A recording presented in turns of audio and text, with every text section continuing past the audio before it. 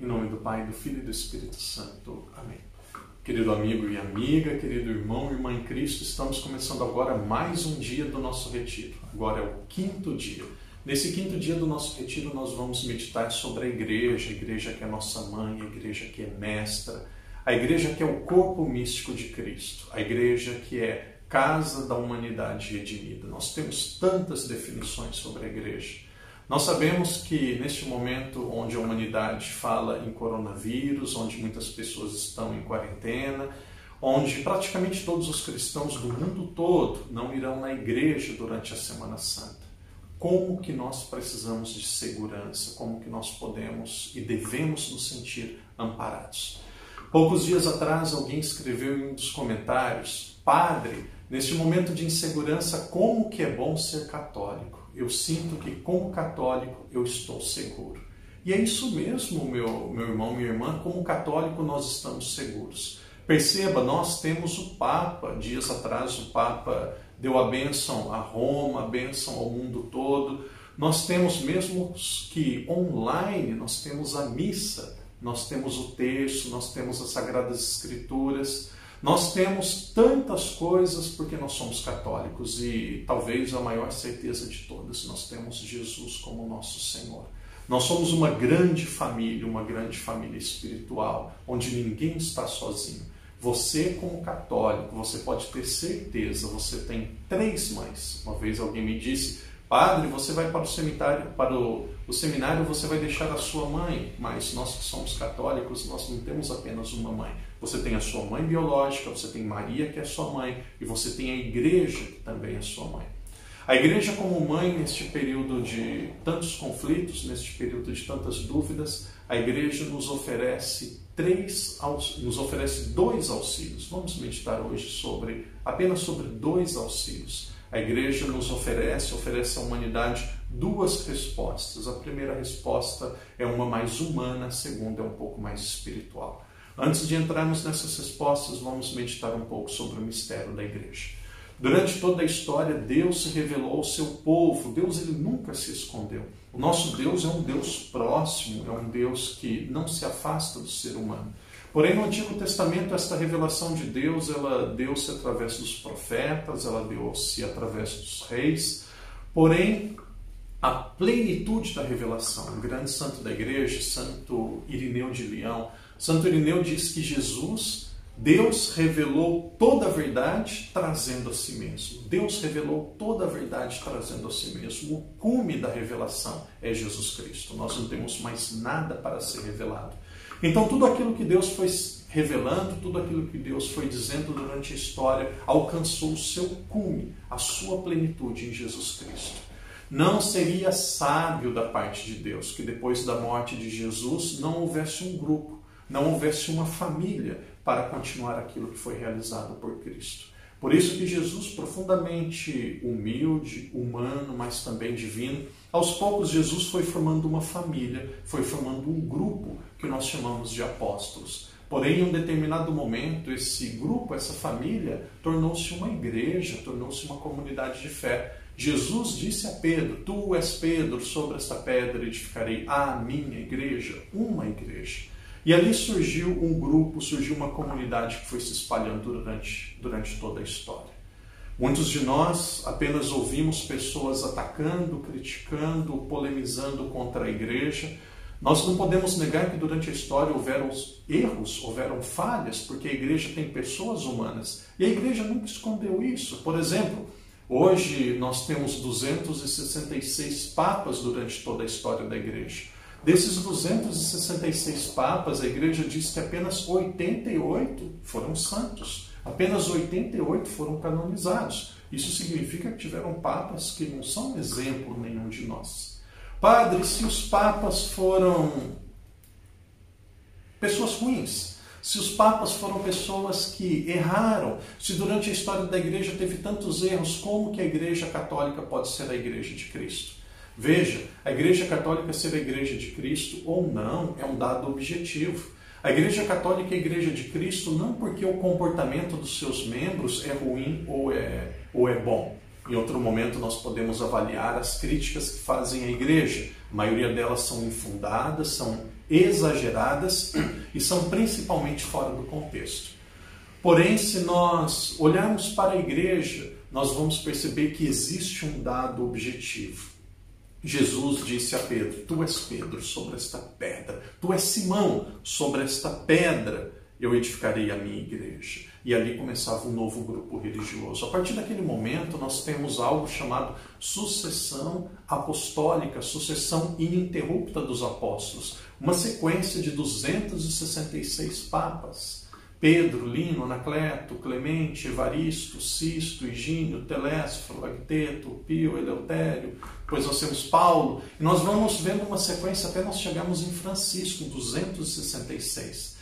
Então, esta sequência ininterrupta é aquilo que faz a Igreja Católica ser a Igreja de Cristo. Por que a Igreja é romana? A Igreja é romana não porque o Império Romano era o centro da humanidade, era o império que perseguia o mundo, perseguia os cristãos, então a Igreja se uniu ao Império. Não.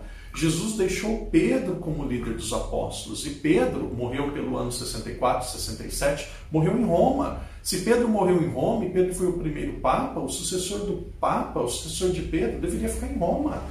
Se Pedro tivesse morrido em Paris, o nome da igreja possivelmente seria Igreja Católica Apostólica Parisiense. Se Pedro tivesse morrido em Lisboa, seria a Igreja Católica Apostólica de Lisboa, e assim por diante. A igreja é romana porque o Papa morreu em Roma. Independente daquilo que aconteceu depois, existe um dado objetivo. Jesus deixou a sua igreja e confiou a sua igreja aos seus apóstolos, que foram os primeiros bispos e os primeiros padres. Imagine este exemplo. Claro que naturalmente é só um exemplo. Eu amo meu pai me ama, seu Antônio, agora em Campinas, no Brasil, assistindo e possivelmente rezando por mim. Meu pai também faz o retiro. Minha mãe mandou uma mensagem poucos dias atrás dizendo: filho, eu e o seu pai estamos fazendo retiros. Temos o nosso caderninho de anotação, estamos lendo, fazendo todas as observações, copiando tudo aquilo que você está dizendo. E, filho, parece algo extraordinário. Nós temos mais paz, nós temos mais confiança, mais tranquilidade com o retiro.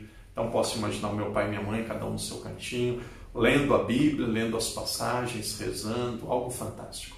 Mas imagine que em um determinado momento da história eu diga: eu não amo mais o meu pai, eu não concordo com o meu pai errou durante a história, o meu pai não foi um bom pai, a partir de agora ele não é mais meu pai.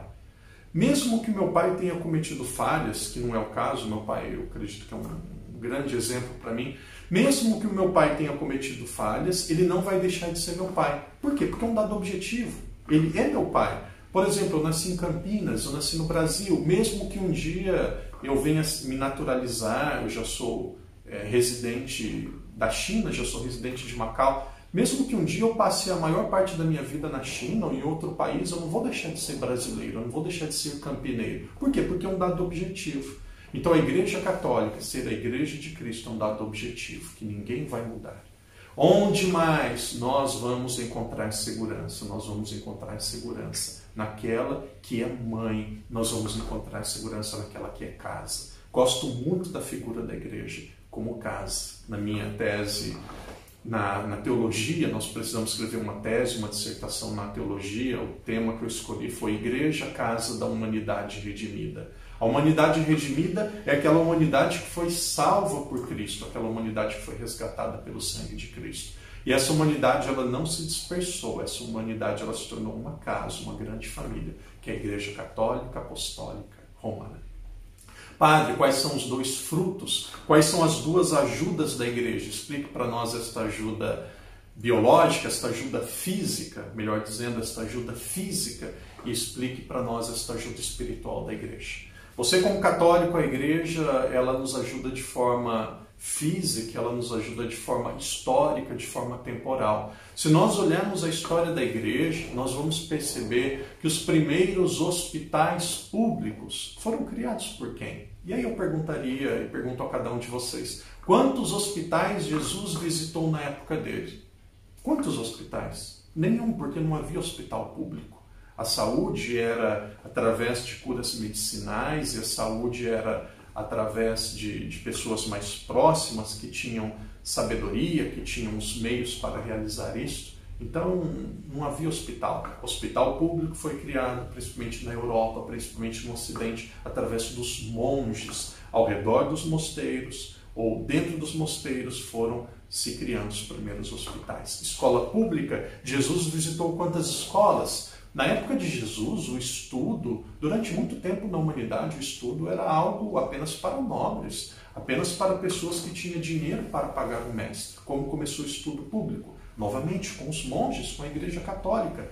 Nós falamos tanto de educação e saúde, tanto a educação como a saúde pública tem a sua origem na Igreja no começo da Idade Média. Por que os professores de história não dizem isso?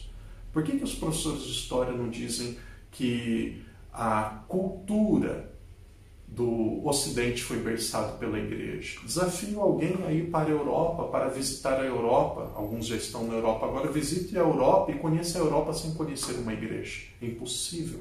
A história da Europa e a história do Ocidente é inseparável da Igreja Católica. Como que o Brasil é um país abençoado? Uma vez uma pessoa me criticava e fazia uma ironia. Padre, a igreja do Brasil, a bandeira do Brasil é uma bandeira muito colorida. A bandeira do Brasil é uma bandeira muito estranha. Para que tantas cores? Uma, duas, basta. Vocês têm 4 cores na bandeira. E eu pensei, puxa, nossa bandeira é realmente muito colorida. E aí eu dizia para essa pessoa, nossa bandeira é colorida porque o nosso país é muito rico. A maior floresta do mundo é a floresta amazônica. É o pulmão da humanidade. Por isso que a nossa bandeira é verde, porque o verde do Brasil é o maior do mundo.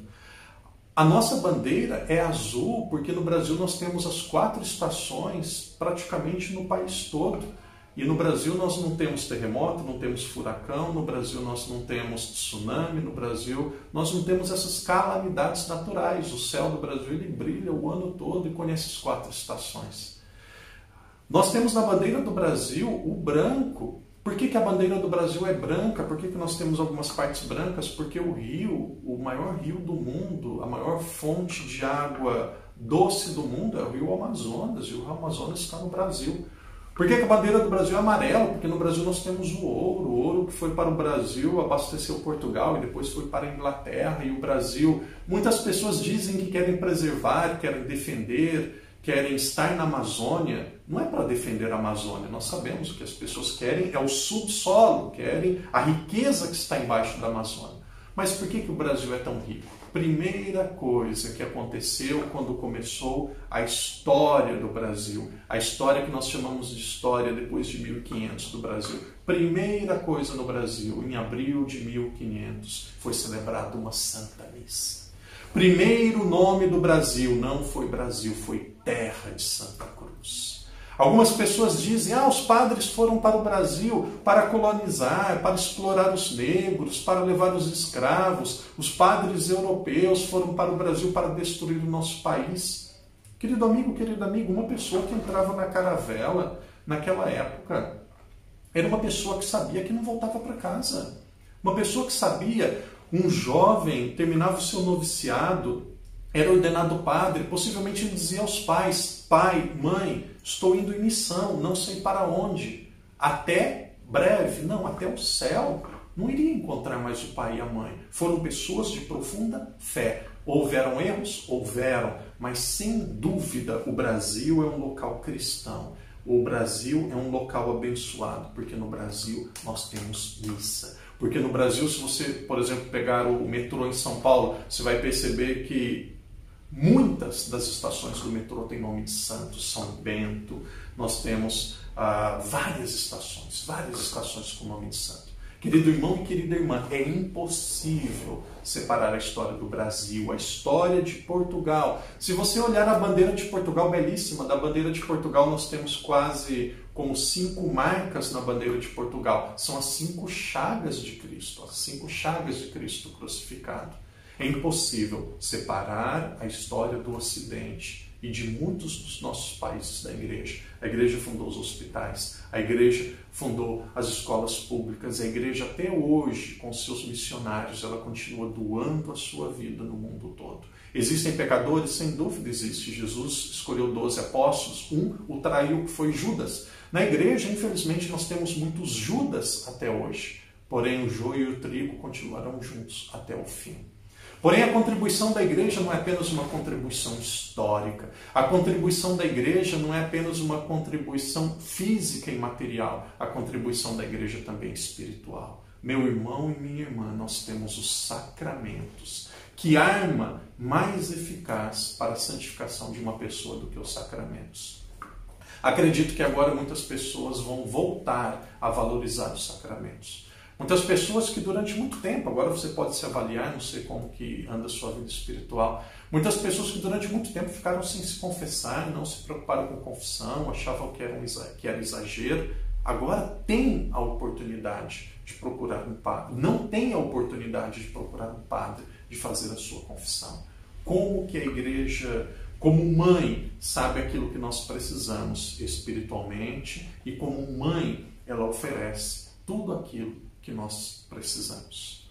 O padre caminha para o encerramento dessa reflexão dizendo: a igreja ela é mãe e mestra, ela é casa da humanidade redimida. A igreja ela tem 2000 anos, a igreja ela tem a sucessão ininterrupta dos apóstolos. A igreja sabe aquilo que nós mais precisamos. Porém, a igreja, que também é cada um de nós, a igreja nos envia como missionários no mundo. Você precisa ser discípulo de Cristo, aprender com a igreja, estar dentro da igreja, porém você precisa saber qual a sua missão dentro da igreja. Por amor de Deus, ouça com atenção o que eu vou dizer agora. Defenda a igreja. Ame a igreja. Que alegria sermos católicos. O mundo todo, nesse momento de tanta separação, o mundo todo se une e ele jamais será separado, porque nós formamos uma única família, a família de todos aqueles que são batizados. Durante o seu momento de silêncio, durante o seu momento de reflexão, você vai refletir e vai pensar: qual a minha missão como católico? Eu de fato amo a igreja? Eu de fato conheço a igreja? Ou eu sou um propagador da divisão, um propagador de erros, um propagador daquilo que não é bom? Querido irmão e irmã, não seja indiferente. Quem deixou a igreja é Jesus Cristo. Uma vez um sábio autor disse: se a igreja não foi destruída nem pelos maus padres, nem pelos maus bispos, nem pelos maus papas, nem pelo mau comportamento de muitos leigos, é sinal que a igreja católica realmente ela é a igreja de Cristo. E foi isso realmente que Cristo disse: as portas do inferno não vão prevalecer sobre a minha igreja, não vão prevalecer contra a minha igreja. Se você quer ficar em uma instituição que será perene, se você quiser ficar em uma instituição que é segura, que é uma barca que nós não vamos afundar, seja bem-vindo à sua casa, seja bem-vindo à Igreja Católica Apostólica Romana. Neste momento de meditação, eu convido que você abra sua Bíblia, ainda em silêncio, você vai ler Atos dos Apóstolos. Padre, Atos dos Apóstolos é muito grande, quase 30 capítulos, o que eu vou ler? Você pode começar pelo capítulo 1. Agora, esse momento, muito mais do que pegar apenas um versículo, um texto muito breve, nós podemos pegar um texto mais longo. Você vai lendo, para um pouco durante o seu dia, come alguma coisa, depois quando tiver tempo continua lendo de novo. Esta é a história, a primeira história da igreja que foi escrita, a história do começo da igreja. Vai lendo Atos dos Apóstolos, você lê, para, medita, depois lê mais um pouco, até terminar o seu dia. Então, nesse quinto dia do retiro, praticamente a segunda parte do retiro vai exigir um pouco mais de nós, um pouco mais de leitura. Desligue o seu celular, desligue o seu telemóvel, pegue a sua Bíblia, caderno de anotação, leia Atos dos Apóstolos, grife, faça com atenção. E muito mais do que um grande tempo de oração, tem um tempo qualificado de oração. Para você rezar bem, para isso é preciso, um dos passos da oração é leitura. Leia, medite através dos Atos dos Apóstolos, encontre-se com Deus e ame a igreja. E amando a igreja, reflita e faça o discernimento. Qual a sua missão? O que você está fazendo pela Igreja de Cristo. E amanhã nós vamos nos encontrar novamente. Amanhã nós vamos meditar sobre vida nova. É Cristo que nos dá uma vida nova. Se você tem na sua casa água, vela, sal, se você tem qualquer objeto de devoção que você deseja que seja abençoado, amanhã, sexto dia do retiro, será o dia que o Padre vai abençoar todos os objetos de devoção. Enquanto você estiver assistindo o vídeo, você vai deixar o objeto de devoção em uma mesa, em um local limpo, que através da bênção do Padre tudo vai ser abençoado, aquilo que você apresentar a Deus, aquilo que pode ser usado como devocional. O Senhor esteja convosco. Ele está no meio de nós. Por intercessão de Nossa Senhora das Graças, que desça sobre cada um de nós e permaneça para sempre. A bênção do Pai, do Filho e do Espírito Santo. Amém.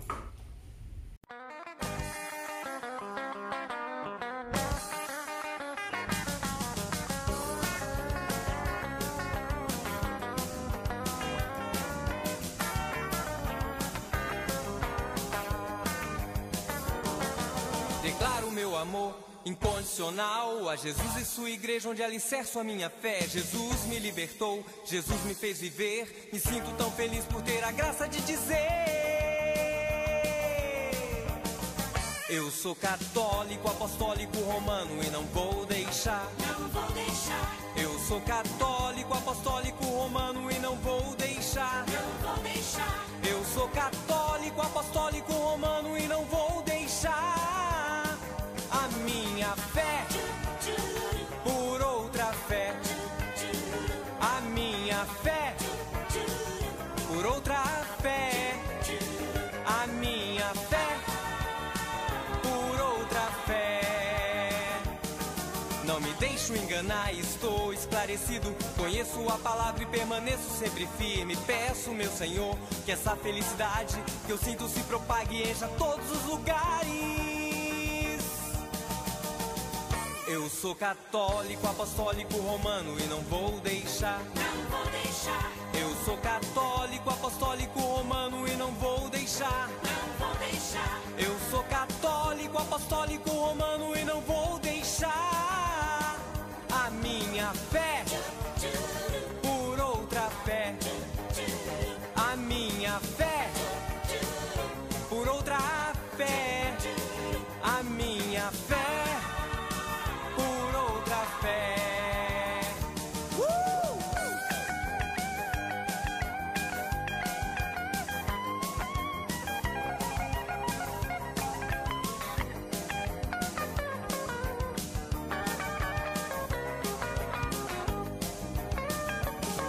Não ataco, não critico, rezo pela unidade. Respeito meus irmãos, não nego a minha identidade. Que haja um só rebanho, que haja um só pastor, que haja harmonia, muita paz e muito amor.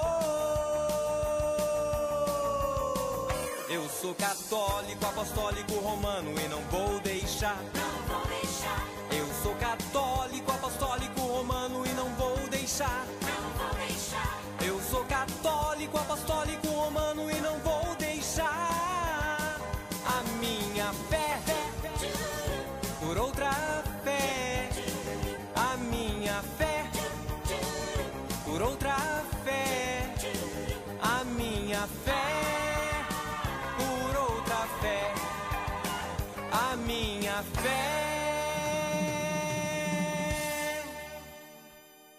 Eu amo a minha igreja por outra fé.